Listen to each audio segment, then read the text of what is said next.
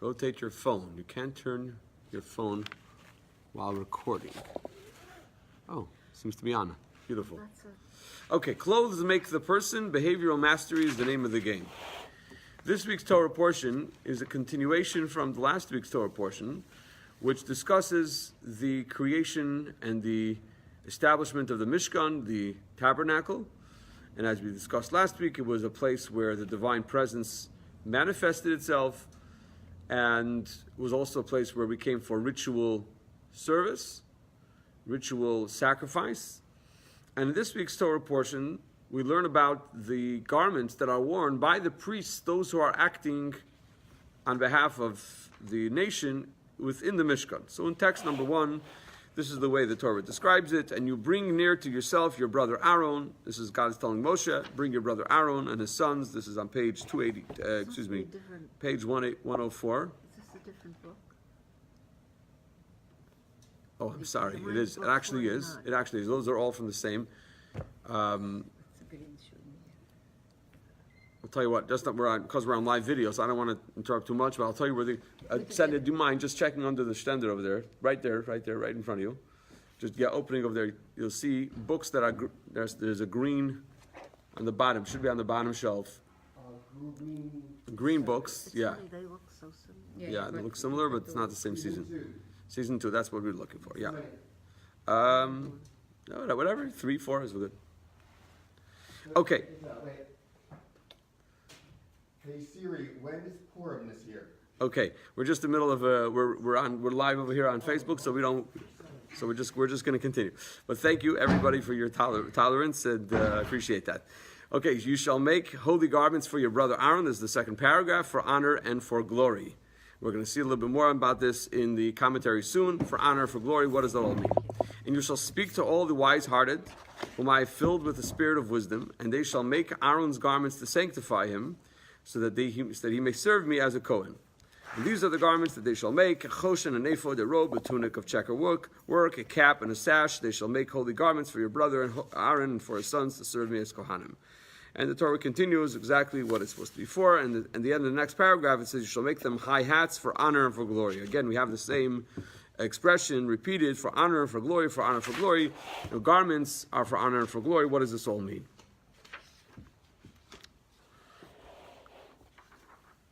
So the commentaries offer different explanations for these two words. For honor, for glory is text number 2. This takes us to Nachmanides, and Nachmanides, of course, is Rabbi Moshe ben Nachman, the Ramban. And here's what he says: for honor, for glory, so that Aaron will be honorable and glorious by wearing honorable and glorious clothing. So does the prophet speak of a bridegroom dressing like a priest in clothes of glory. These garments bring glory because they are royal clothes. Kings would dress in the fashion in the days of the Torah. So do we find that Yosef's fine tunic, which bore a similar pattern as the tunic worn in the temple, as I have explained, was worn by the kings of the East. The mitznefes, which is a hat worn by the high priest, is likewise familiar today amongst the great kings and princes. And so too, the ephod, the apron, and choshe, and the breastplate are regal clothes, and the tzitz, showplate, is a kind of crown worn by kings. A deeper meaning of honor and glory is to say that these holy garments should be for Aaron to serve in them in honor of God who dwells amongst them, and who is the glory of their might, as the verse states, for you are the glory of their might.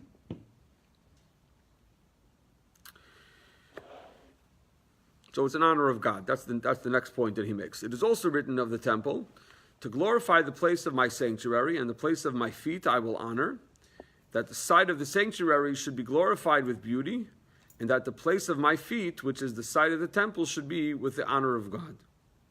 So the purpose of these interesting clothing, these particular items, are to bring grandeur, to bring respect, and to bring honor to the service that they're performing, to the place that they're performing it in, to God, etc. In the Seforno, which is another one of the medieval commentaries on the Torah, in text number 3, he says, for the honor of God, since they are holy clothes dedicated to serving him. For glory, so that the Kohen should inspire all who surround him with awe, for they are his disciples, engraved on his heart and upon his shoulders. So it seems like from these commentaries that the idea of having these unique articles of clothing is for the purpose of inspiring others around the people, around the priests, to recognize where they're standing, to recognize what they're doing, what they're involved with, etc. But here comes another angle that is explained by the Sefer HaChinuch. If you were here last night, you remember we talked about the Sefer HaChinuch. He's the one who the nucleus of the lesson was based on, the idea of respecting everybody because they are, the idea of punishment, which is for the purpose of rehabilitation. That was the Sefer HaChinuch's explanation. So here the Sefer HaChinuch again is quoted, and he's one of our favorites in text number 4. The message of this mitzvah is the principle established for us, namely that a person is impacted according to his actions and pursuant to his thoughts and intentions. The representative who atones on behalf of his people, namely the Kohen, must attach all of his thoughts and intentions to the divine service. Therefore, it is appropriate that he wears special clothes for it, as when he stares at any place of his body, he will immediately remember and be aroused in his heart to remember in front of whom he is serving. So it's not just for the people around him, but in fact the clothes have an impact on him. This is akin to the mitzvah of tefillin. We are commanded to place the tefillin, or place it, on a part of our body so that we have a ready reminder to maintain proper thought. Though the priest also wears tefillin, due to the greatness of his matter, he needs the priestly garments too. So the priest obviously wears tefillin as well, at least the high priest certainly, all the time.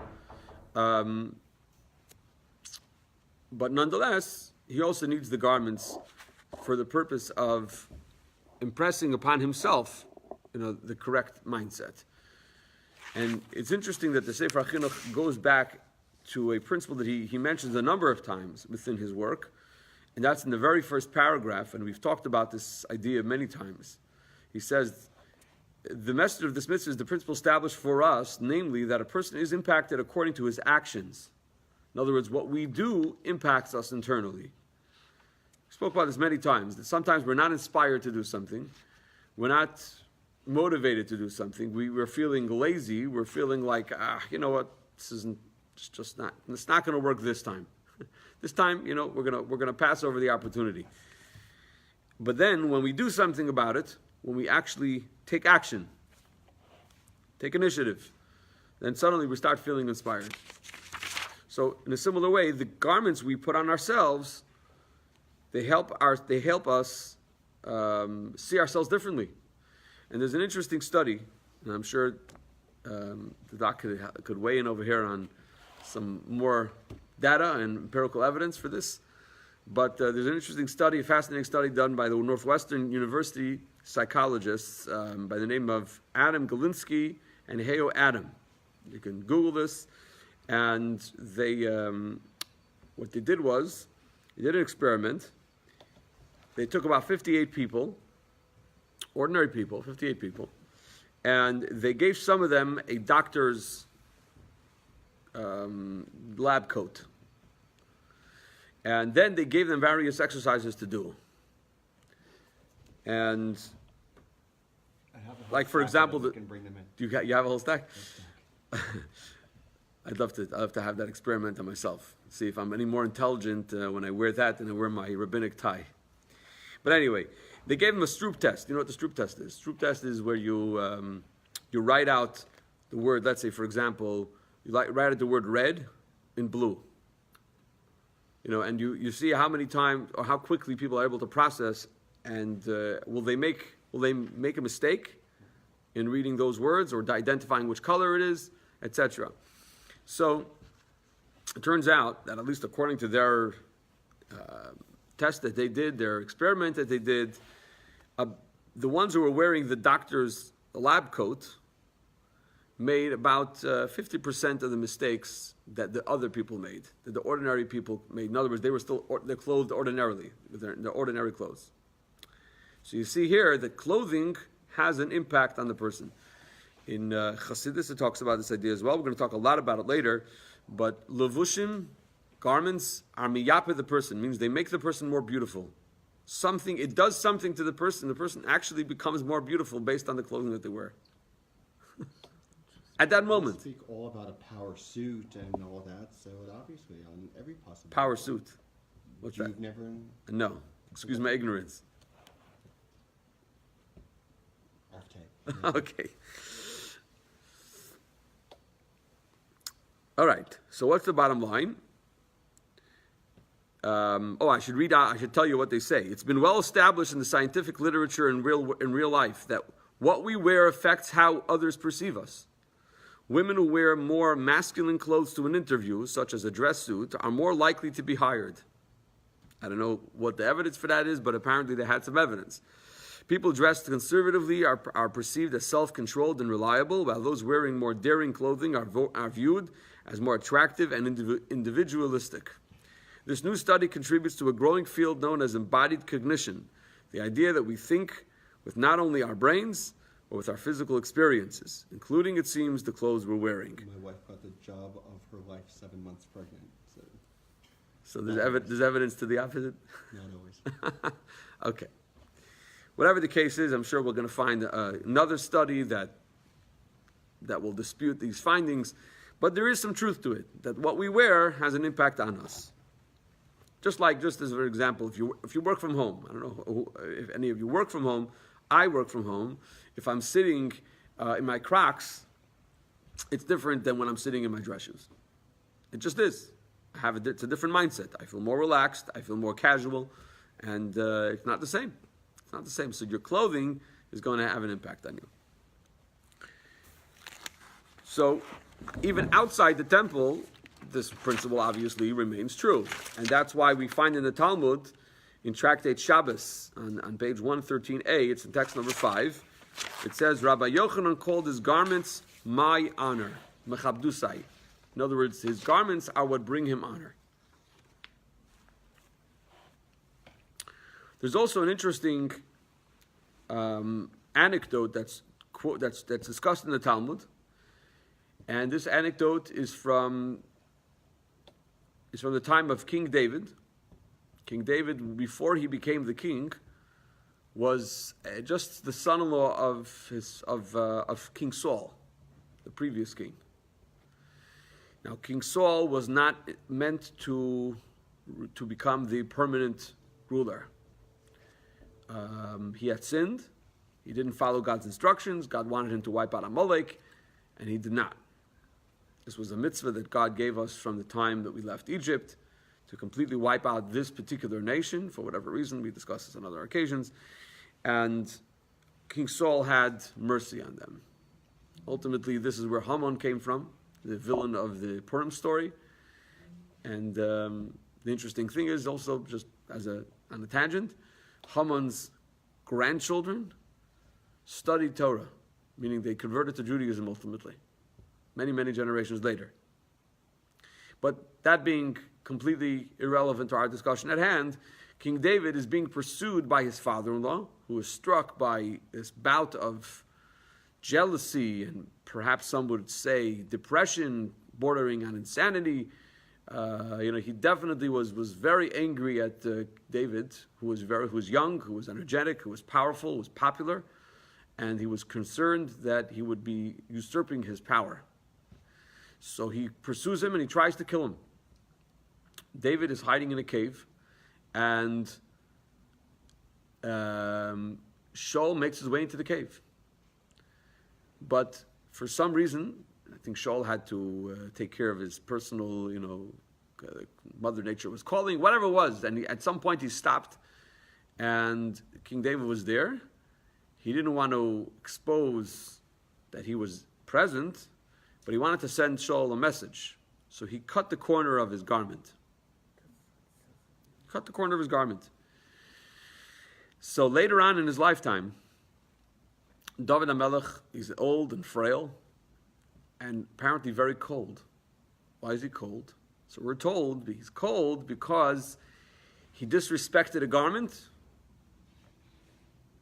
What does that say to throwing out old shmatas? I'm not sure.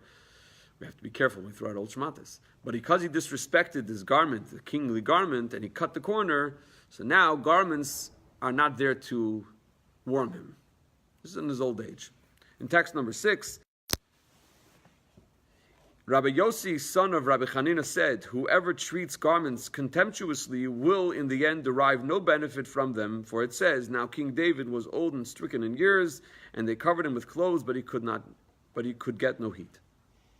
Somehow his body temperature wasn't going to accumulate within the insulation of the.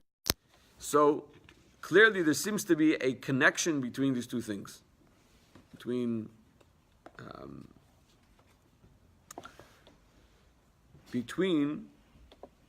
deriving benefit from clothing and respecting clothing. So clothing is an important thing. Another interesting thing we find with regard to clothing is with regard to Jewish fashion and the importance of maintaining Jewish fashion. And in text number 7, we read from the Medrash, God says, I will free you, and I will deliver you, and I will redeem you, and I will take you. There are 4 expressions of redemption here. These 4 expressions of redemption, which God uses to foretell the exodus to the Jewish people, correspond to 4 factors of merit. In other words, there were 4 things that the Jewish people did to merit these 4 dimensions of redemption. Throughout their slavery in Egypt, the Jews did not alter their language. They did not change their mode of dress. They did not reveal the secret that the Jews were going to leave Egypt and take its wealth with them. As it is stated, a full year before the Exodus, Moshe told the Jewish people that each woman shall borrow from her neighbor, and they did not abandon the practice of circumcision. So a number of things were practiced by the Jews, and one of them is that they did not abandon their mode of dress. They had a specific mode of dress, and so they didn't abandon that despite being in Egypt. Now, they did a whole lot of other stuff being in Egypt, but this they didn't abandon. So I think at this point we can conclude that Judaism takes clothing seriously. We'll learn a couple of other interesting things about clothing before we get to the punchline of the class. So far, so good? Okay. Just want to wave to everybody online. I feel like you shouldn't walk. Okay, is there a question? I did, but it's probably not worth. Every question is worth it. The practice of cutting one's clothing as a mourner. Okay. Obviously, we're going to do that on an article of clothing that's not very valuable. And the purpose is to accentuate the sense of grief at the moment that the grief is at its peak. In other words, when they're actually taking the coffin, they're moving the coffin, that procession begins. That's the time. That's the time to tear the kriya. And sometimes done in the cemetery, just because they didn't have a formal there was no formality at the beginning. So then sometimes the best time is in the cemetery itself. For the whole week, absolutely cannot feel as proud and as clean and as steadfast. Well, I think the point is, from what I understand, the Torah wants a person to mourn when it's necessary and heal ultimately. But now is the time for mourning. During those 7 days, it's the time for mourning, especially when the grief is, peaks at a time when it becomes so obvious and so real that this loss is really permanent. This person is really has passed on and is really going to be buried, and that's a breaking moment. And so tearing the kriya is what kind of triggers that. So that's the idea. It's not, God forbid, out of disrespect for the clothing. Like I said, people are not encouraged to wear anything valuable that they're going to do the kriya on. But the kriya is done nonetheless. Okay. Now there are days during the week where we're supposed to dress our best, our very, very best. When is that? Of course, on Shabbos and Yom Tov. And just to quote from Shakespeare's Hamlet,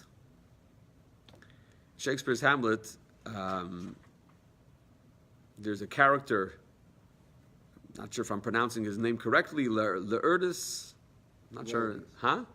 Laertes. Laertes. Okay, so he's preparing to set off on a trip to France, and his father tells him, gives him some advice about how to go about his conduct there. So he says, "Costly thy habit as thy purse can buy. For not expressed in fancy, rich, not gaudy, for the apparel oft proclaims the man." For the apparel oft proclaims the man. It's not in your textbook. It's just, it's for us to make ourselves look intelligent, that we can quote from Shakespeare as well. Okay, and they in France of the best rank and station are of a most select and generous chief in that. Meaning that they're big into style, they're big into clothing. So you don't want to wear rich or gaudy clothing, but you do want to wear nice apparel so that it proclaims the person, meaning it gives you a certain sense of dignity. So he's advising his child how to present himself. Okay. Having said that, on Shabbos we do the same. On Shabbos we dress our very best. It is incumbent upon everyone to make an effort to obtain attractive garments for Shabbos, each one according to his or her capacity. For one must honor the Shabbos with fresh attire, as stated in section 242 in the Shulchan Aruch in the Code of Jewish Law. Also in the prophetic tradition, it is stated, "And you shall honor it by refraining from following your ordinary ways." Our sages interpreted that phrase stating, "You shall honor it." This implies that your Shabbos garment should not be the same as your weekday garment. Instead, you should change to another that is more attractive. The basis for this interpretation is that a garment is called one's honor because it brings honor to a person. For when a person comes to a place where people do not know him, if they see him dressed in distinguished garments, they will honor him. If it is possible for him, it is desirable that he have a second talis for Shabbos prayer. In other words, besides for his talis he wears during the weekday, but for the Shabbos prayer it should be a separate talis. There are men renowned for their good deeds, who are meticulous not to wear anything on Shabbos that they wore during the week, not even a belt, pants, or an undershirt. It is desirable to wear at least some of one's Shabbos clothing throughout the day until after Havdalah on Saturday night. The same need to honor Shabbos with appropriate attire applies to the festivals to an even greater degree, as we'll see in a moment in text 8b. So too, one's clothing for the festivals must be better than one's Shabbos clothes. There's something also I want to just note, that the Shabbos clothing should not be the first thing we do. Taking off the Shabbos clothing should not be the first thing we do after Shabbos is over. One of the ideas that we were trying to convey Saturday night here by our event was that Shabbos is a beautiful thing. Shabbos is holy, it's spiritual, it's uplifting, and it's joyous. It's something that we want to remain with. We want to hold on to it. And so that's where the idea of Melava Malka comes from. Melava Malka means we are accompanying the queen as the royalty of Shabbos leaves. We're accompanying the royalty out. We don't want the royalty of Shabbos leave. So we stay in our Shabbos clothes. We make a meal for the Shabbos. After Shabbos is already concluded and we're allowed to do all kinds of labor, creative labors, nonetheless, we want to demonstrate that we really cherish Shabbos. So we have a special meal that we do. We have a special meal, and there's special songs and customs of telling over stories, and sometimes inviting over guests and family. People get together. It's a beautiful time. So it is common to see that sometimes right after Shabbos, jeans are back on. Wait a little bit. Wait a little bit. Don't send Shabbos away so fast. Okay. Another interesting law that deals with clothing is that when we buy clothing, at least according to the original law as it was initially established, we would make a special blessing. It wasn't so common in those days, in the 1500s, 1600s, 1700s. It wasn't so common to get new clothing. New clothing was, you had to hire a tailor, they had to take measurements, and it took a long time to put it together. I mean, you had to have money. It wasn't either. It was also hard to come by. It wasn't either so easy. So people were actually told to make a blessing, Shehechiganu, thanking God for giving us the opportunity to be able to do this, to be able to have a new pair of clothing. So in text number 9a, When one buys a new house or new utensils, even if one already owned a similar item or if it is a repeat purchase, the blessing of Shechianu is recited each time. This applies even if the item isn't technically new, even if it is old and is only new to the purchaser who has never owned it before. New is only meant to indicate that one did not sell and then repurchase the item.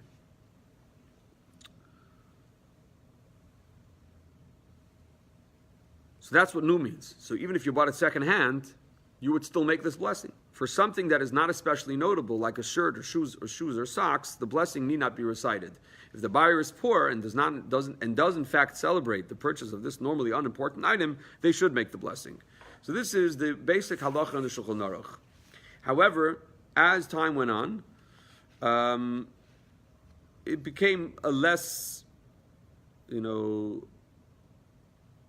irregular event that one would buy a new pair of clothing or a new suit or a new shirt, whatever, a new significant article of clothing.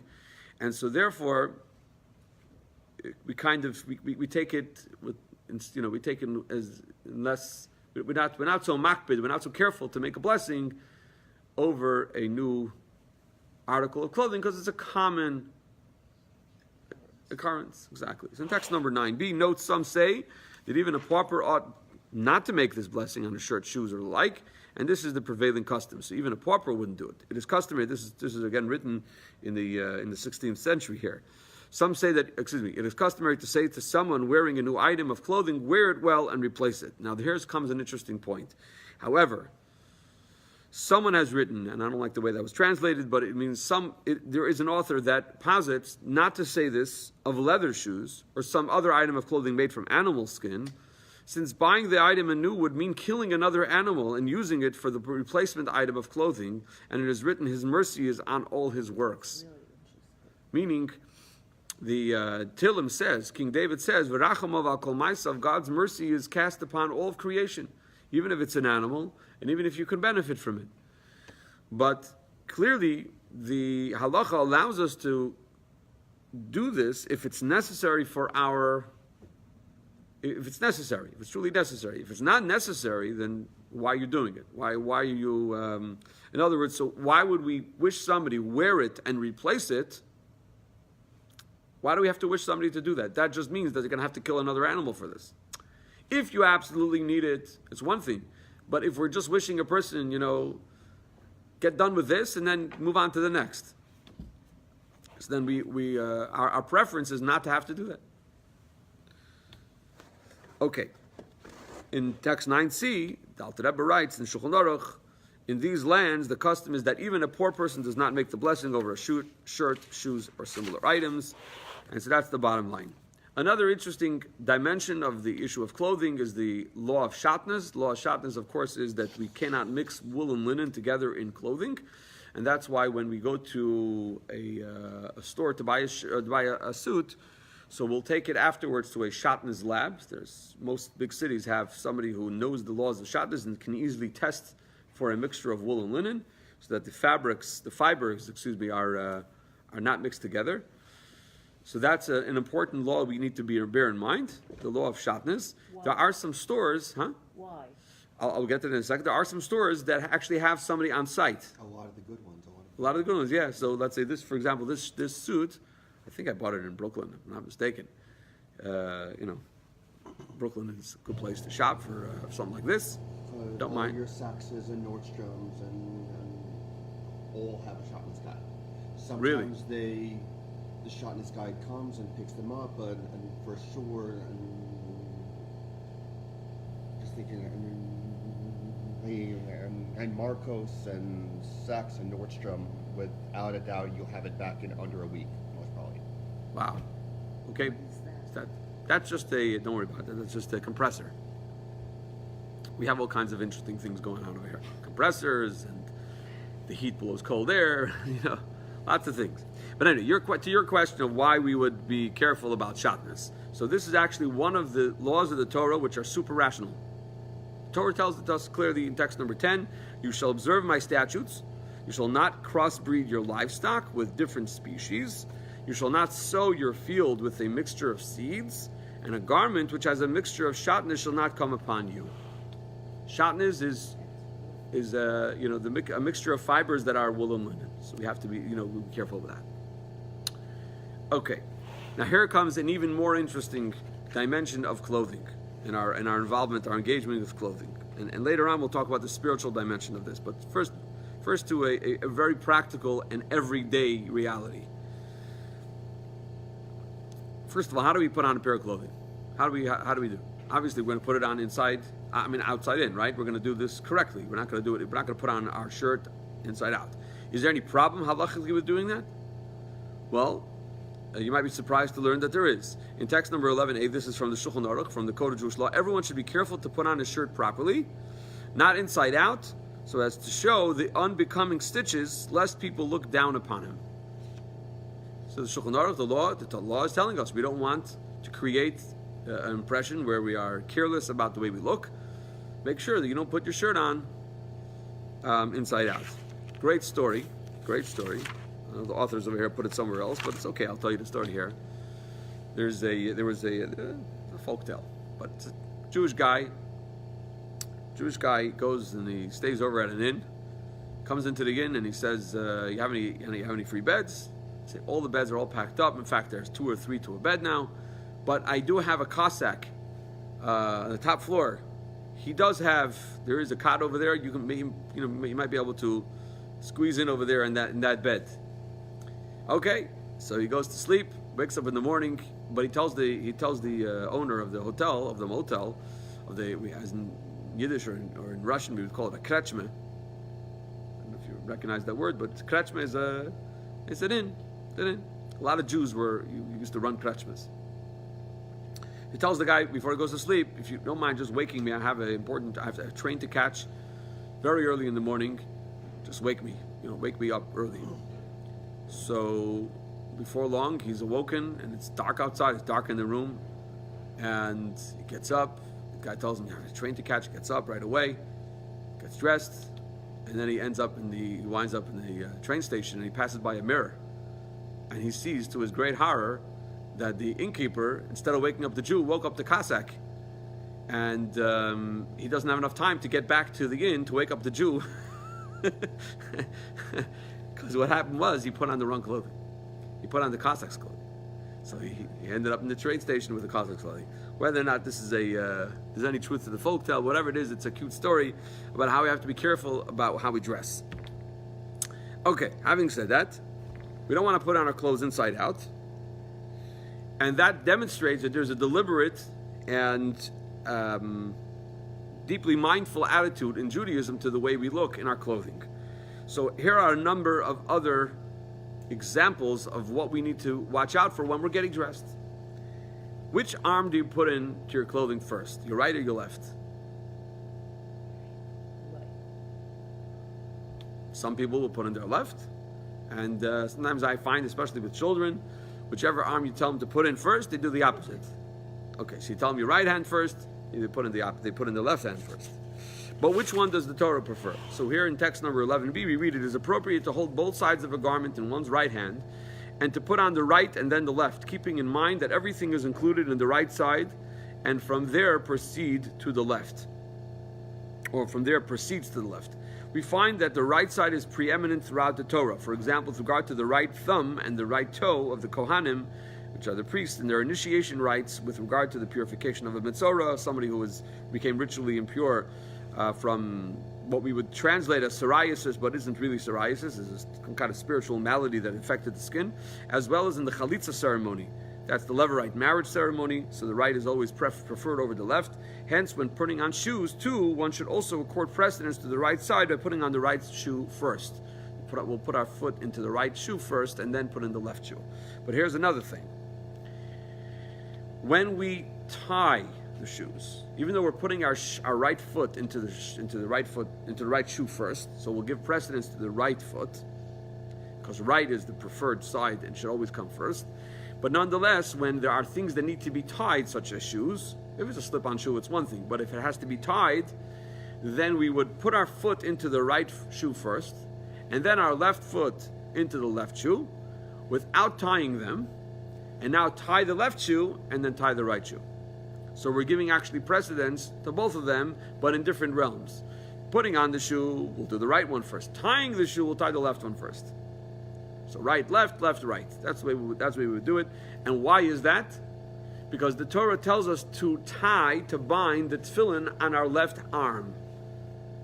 Our yad keha, which is the weaker arm, meaning the left arm. So we'll put the tefillin on, we'll tie it on. That's the way we do it. We tie it. Those strange looking black boxes that you might see Chabad guys putting on in the middle of Tel Aviv, if the police don't remove them for civil disobedience. Actually took place. So in text number 11c, with regard to tying tefillin, we find that the left arm is granted prominence. Your tefillin are bound upon it. Hence, with regard to tying shoes as well, precedence should be accorded to the left, and one should not tie the right shoe until he has put on his left one and tied it. Only then should he tie his right shoe. With regard to the shoes worn in our time that do not require tying, one should put on his right shoe first, for prominence is given to the left only with regard to tying, as with the tying of tefillin. Similarly, when one takes off his shoes, he should remove the left one first, thus showing deference to the right. Do lefties use the other hand? They actually do. Lefties would put on tefillin on the other hand. So that's an interesting question. How did the lefties handle this all? And I believe that everything shifts to the opposite. Okay, so you have a conversation starter in case you need an icebreaker. Okay.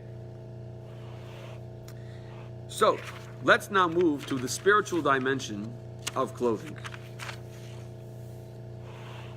And this takes us to a conversation that we've had on a number of occasions, which is based in Tanya, based in the seminal work of Chabad Chassidus, which is the Tanya. And the Tanya has one point that it makes. The Tanya's goal in just about its entire first thesis in the Tanya, the first section of 53 chapters, is to firmly establish that we each have the capacity to choose our behavior. There's no such a thing, he made me do it. She made me do it. There is no such a thing. It's that we all have chosen to do it. We may be inspired by somebody's actions or by somebody's words, or motivated, or we felt compelled to do something because of what the other person said. But again, it's all through the process of our own choosing. We chose to listen, we chose to absorb what they said, we chose to act on it. Between impulse and reaction, there's always a choice. Doc, would you agree? If you're healthy, sure. If you're healthy. I would submit to you that those who are not healthy originally had a choice between impulse and reaction. It's just that they chose the reaction. Depends if it's a chemical diagnosis or just an environmental diagnosis. Okay, so it'll depend on certain circumstances. Sure. Okay, but I would argue further that most people are healthy. So a Jew can't blame it on their genes. No, Jews should not blame anything on their genes. It's like, you know what it's like? Their genes is like yichus. You know what yichus is? Yichus is great genealogy. Great ancestry. People like to play up their ancestry. You know who my grandfather was? You know who my great-grandfather was? My great-grandmother? Oh, let me tell you about their righteousness. Let me tell you about their great deeds. Let me tell you about their scholarship and their philanthropy. I mean, there's all kinds of things that people like to talk about when they bring up their ancestors. We like to have pictures of our ancestors on the walls. We look up to them. This is a good thing. But it's like a big zero. The big zero will depend on what you put in front of the zero. If you put a 1, you put a 2, whatever you put in front of the zero, in other words, whatever you make of yourself, that's what your ancestry is worth. But if you haven't done anything with yourself, then your ancestry isn't worth very much. It's like a 0. If you have a 0, you can put a 1 in front of the 0, you have a 10. You put a 2 in front of the 0, you're a little bit more worthy. You've made yourself into a 20. In other words, your ancestry then becomes a becomes an asset rather than a liability. Because if somebody doesn't do anything with their ancestry, doesn't do anything with who they are, then actually it becomes a liability. Because look at your great grandparents, look what they were, and now see what happened of their progeny. You think they're proud? That's the question we need to always ask ourselves. So that's the idea with the genes. That's the way a person has to look at their Jewish genes. Great, I have Jewish genes. Now what am I going to do with it? Am I going to use them for the right thing?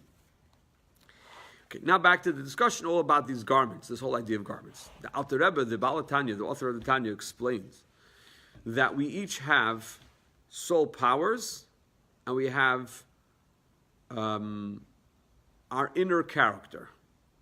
Let me give you an example. If I were to say to you, I'm going to give you $100,000 if by the end of the month we can confirm that you haven't eaten any ice cream.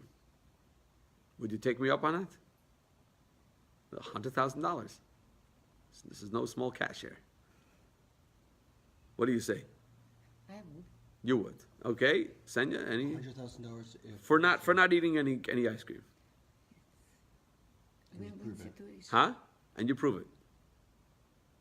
In other words, you didn't hide somewhere and gulp down some scoops of ice cream there.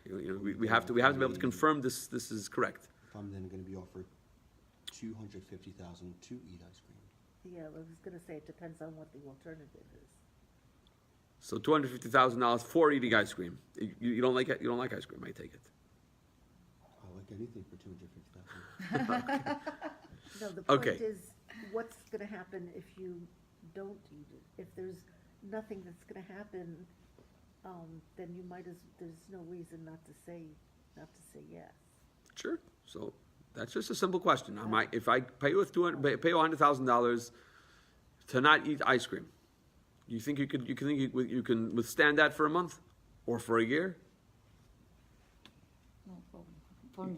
Yeah. Okay. What if I said to you, I'll pay you not just $100,000, I'll pay you $1 million, so that by the end of the month you don't like ice cream anymore. Assuming that you like ice cream, I'll pay you $1 million that you don't like ice cream. Take me up on that? You will not like ice cream anymore. Not that you won't have ice cream. You will not like ice cream. Judge of your tastes. Let's assume that just for argument's sake, that we were able to establish that you no longer like ice cream. Truthfully. We put you through a lie detector test, whatever the case is. This is just a hypothetical. I'm using this we got a point. But then, again, if there's no downside, then why wouldn't you say yes? The question is, can this happen?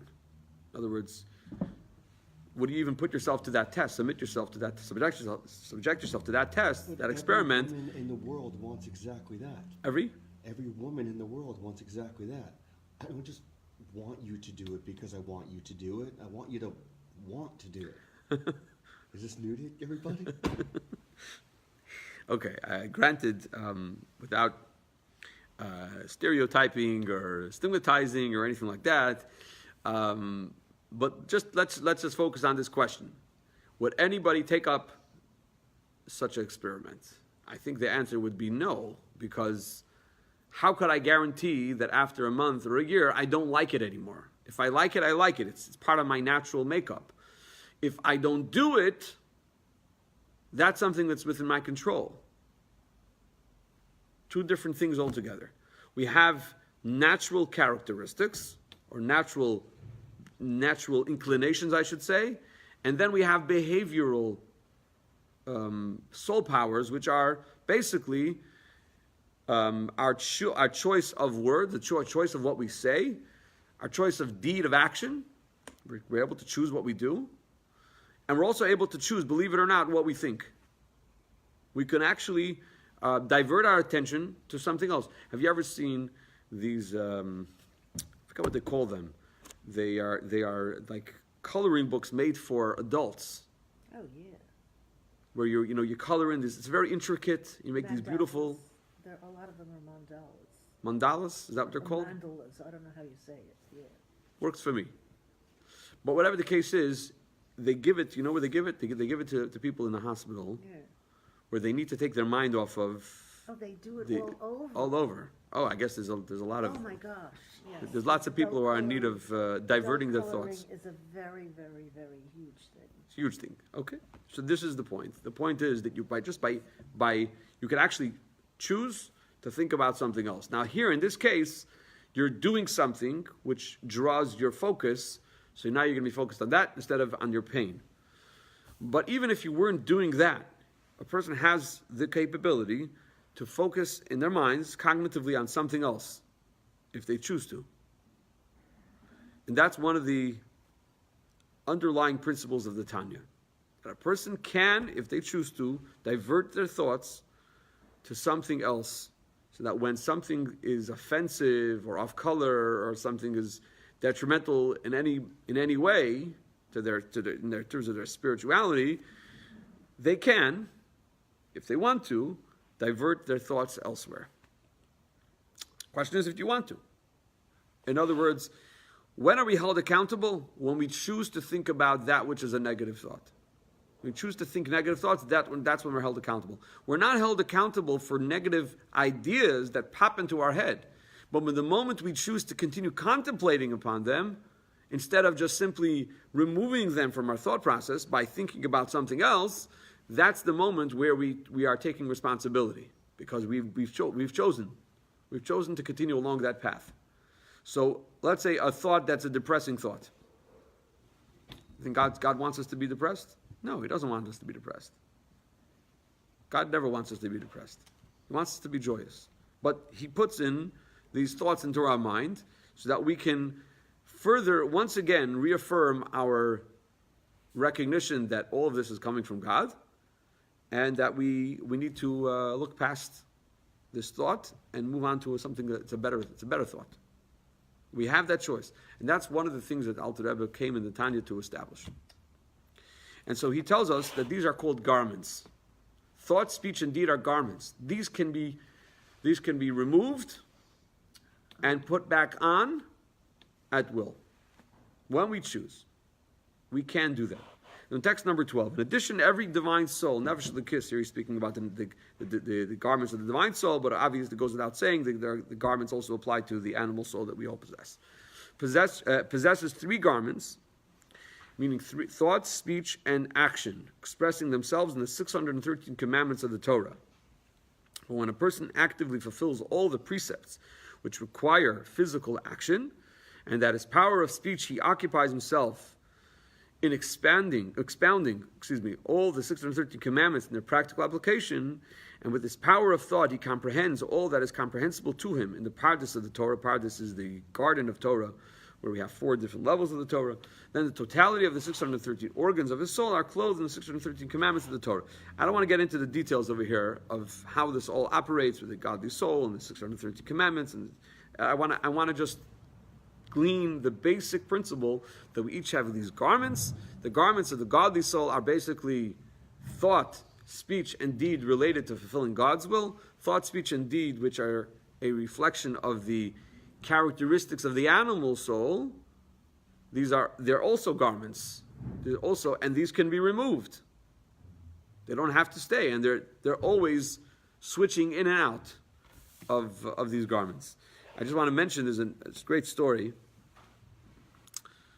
of the Rebbe Maharash, the 4th Lubavitcher Rebbe, who would sometimes accept people into private audience. People wanted to speak to him, meetings, and they wanted to discuss their personal issues with him and their woes and their difficulties. And at that time it was a very difficult time for Jews in Russia. We're talking about leading up to the great pogroms, the big pogroms that caused this huge, massive wave of Russian citizens to migrate across the border, and ultimately many of them ended up in America. This is the great 1882 wave of immigration. So during that time, the Rebbe Maharash would accept people in private audience. Now, one time, the shamish, meaning the secretary, who would assist in helping people come in, out, whatever. So he noticed that the Rebbe was changing his clothing. He was very sweaty. He wanted to know why he's so sweaty. So he actually asked him, "What's going on over here?" the Rebbe tells him, the Rebbe says to him that every person who comes into a private audience, I need to leave my own mindset and I need to enclose myself in their circumstances. In order to be able to help them, I really need to understand them. And so I'm constantly getting in and out of clothing. I'm constantly putting on their clothing and taking off their clothing, and then I'm going back in and out for the next person. I'm always trying to understand that individual just came to visit me. I really have to get to the heart of the issue and really understand them inside out. So, if you were to get in and out of clothing for an hour, wouldn't you be all sweated up? That's what he said to him. Okay, so that was the point. The point is that we can enclose ourselves in somebody else's clothing also. In other words, in somebody else's reality. Okay. Question is, why did God make it this way? Why did God do it this way? Why is it important that we know that there's this concept of garments? In text number 13, Rabbi Shneur Zalman elsewhere asked this question. He says, let us better understand the matter of garments. Why must the soul be clothed in garments so that it not be naked? That is not naked. And why is this written in the Torah to inform us of this? So as I explained, to actualize our identity as Jews may seem a difficult task, but the truth of the matter is, because our actions and our thought and our speech are all garments that can be changed, so this is eminently within our power to do. It's just a question of, are we willing to take those steps to do it? We can talk about it, we can think about it, we can choose our destiny in these realms. And the whole thrust of the Tanya, the first part of the Tanya, is to bring across this point. Then he gets deeper into the spiritual mechanisms and the spiritual purpose of all of that, like why would God want this? That's later on in the Tanya. But just in terms of the technicality and how it actually operates and giving us the sense that we can do this, this is what the Alter Rebbe basically does in the first, say, 20 chapters, 30 chapters of the Tanya. And after that, up until 53, he gets into the more of the philosophical underpinnings of this. So in text 14, the Tanya says as follows: the rank of the Beinoni is the intermediary level of serving God, is one that is attainable by every man, and each person should strive after it. Every person can at any time or hour be an intermediate, because the intermediate man does not revile evil, for that is a feeling entrusted to the heart, and not all times are alike. His task, it's, in other words, to just stop here for a second, it's like asking somebody to stop liking ice cream. I'm not going to stop liking ice cream. I can stop having ice cream. I can stop thinking about ice cream. And I'm just using that as a soft, benign example of all kinds of things that people can want. His task is only to turn away from evil and do good in actual practice, in deed, speech, or thought, wherein the choice, ability, and freedom are given to every man that he may act, speak, and think even what is contrary to the desire of his heart and diametrically opposed to it. Even when the heart craves and desires a material pleasure, whether permitted or, God forbid, prohibited, he can still, I don't know what that word means, I think it means steer. Steal himself. Steal himself. That is a Yeah, okay. I never heard that before. And divert his attention from it altogether, declaring to himself, I will not be wicked even for a moment, because I will not be parted and separated, heaven forfend, from the one God under any circumstances. It is different, however, with something that is entrusted to the heart, namely that the evil should actually be despised in the heart and abhorred with absolute hatred, or even not quite so absolutely. This cannot be attained truly and sincerely except through great and intense love of God, the kind of ecstatic love and divine bliss that is akin to the world to come, and not every person can attain this state. So it's asking somebody to change their very core. It's very difficult to do that. Well, what is very easy, in other words, very easy and technically, and certainly within the abilities of man, to control their behavior. And behavior includes action, speech, and deed. Thought, speech, and deed. that's the idea of the garments. You were going to ask something? No, it just made me think of the reasons that's would probably be the attitude towards someone who thinks they're homosexual. Okay, so you bring up a very important question. What is the Torah attitude to homosexuality? I have a wonderful book at home written by Rabbi Chaim Rappaport, who is one of my mentors. I consider him one of my mentors, and I would be glad to lend it to you. And there's a lot of valuable information there, and tremendous amount of references, and great scholarship, and it's a thoroughly orthodox view, but nonetheless a deeply compassionate one.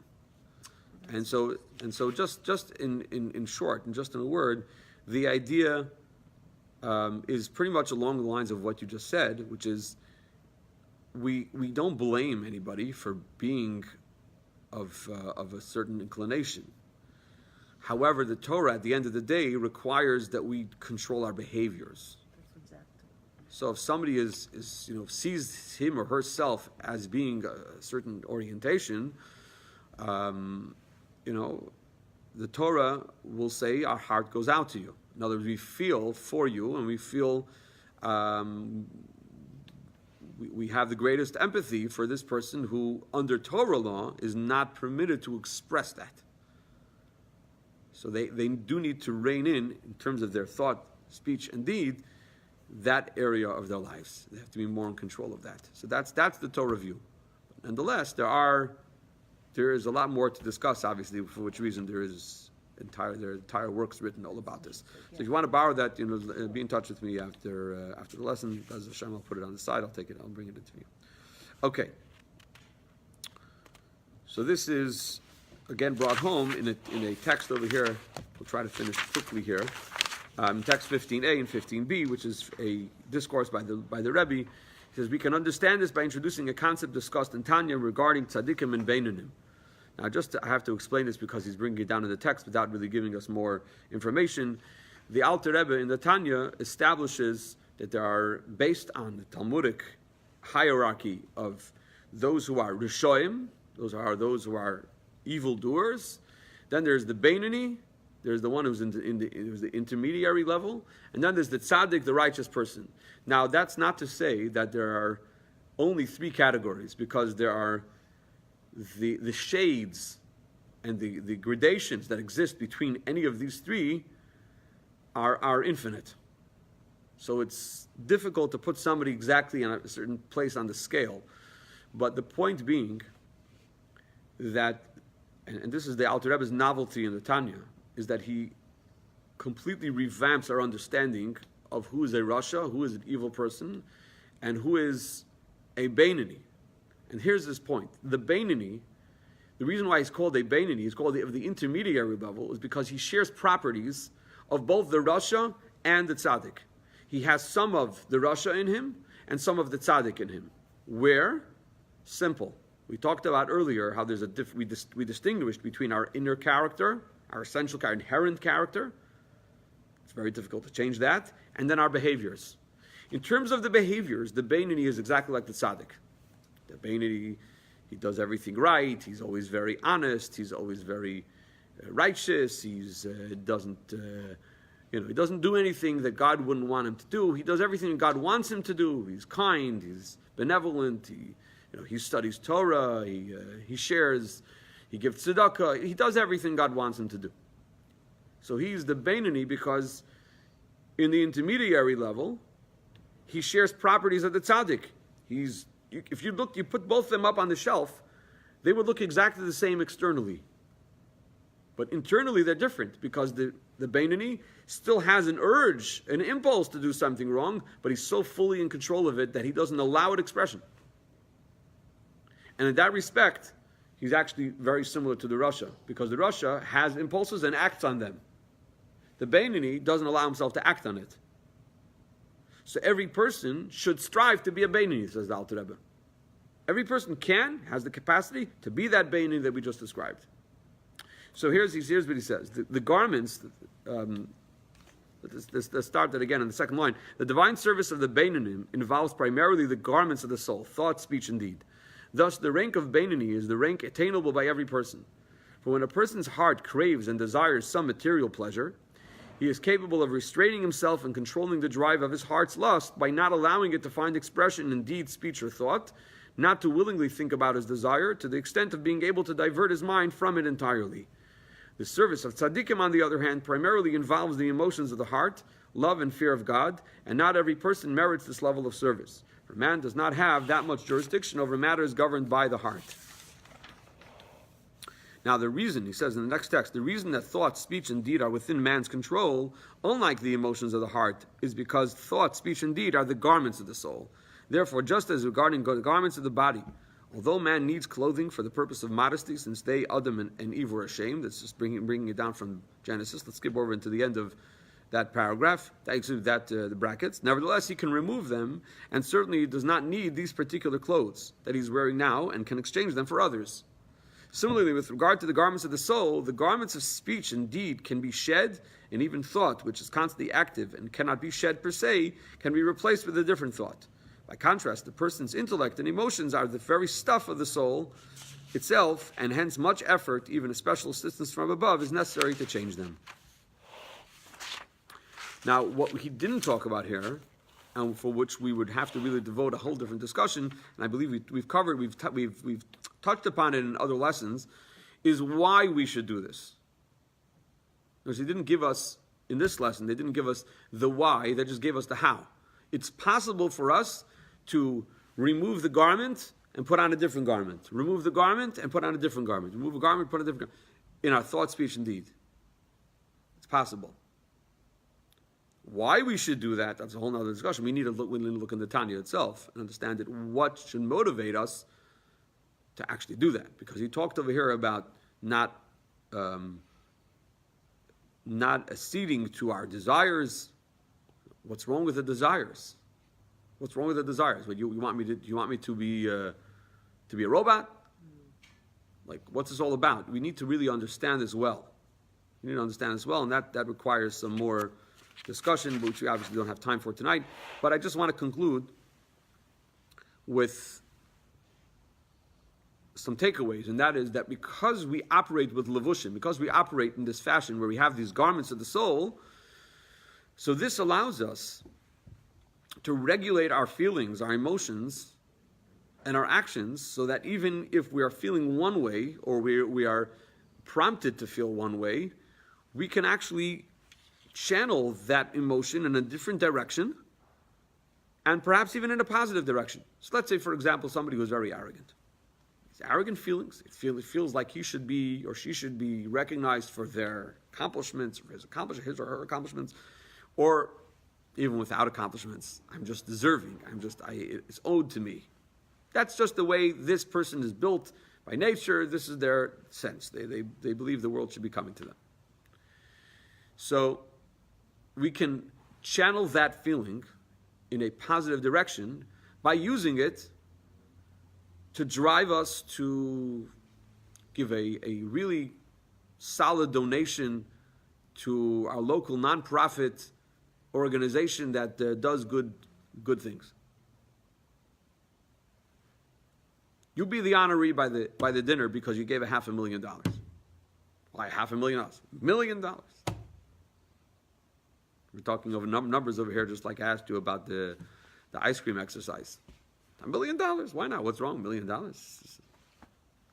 So this is the idea. A person can channel.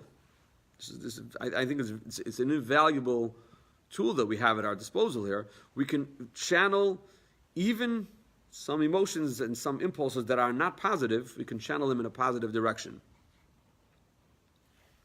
And so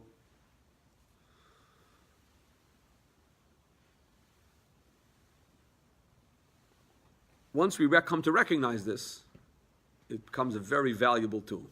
Very, very valuable tool. And I think the world can use a little more of this exercise, even though it might seem like hypocrisy. It might seem hypocritical. I feel one way and I'm doing something else. But the truth of the matter is, the world could use some more of this hypocrisy. It really could. We could use a little bit more self-control out there and especially in here. So does he go on to speak of, like self-help exercises, how people are supposed to accomplish this? In the Tanya, there's a lot of that, but it's from a spiritual approach, not a spiritual attitude. It definitely speaks of gaining joy, not being depressed. He has all kinds of very interesting mindsets that you need to put yourself in order to avoid being pulled down by everything that's going on, because it's a huge burden. It really is a huge burden. It's a moral burden that we're carrying. And so, like, one of the things he says, just as an example, is that we cannot ever overcome an adversary, just like two people are wrestling. So if the one who's wrestling is not joyous or is lacking confidence, then they might even be physically stronger. But what's really behind all of it is the mindset. So in the same way, we cannot overcome our own evil inclination that seeks to cause us to be depressed, cause us to feel downtrodden, and like we're a waste of time, and we're worthless.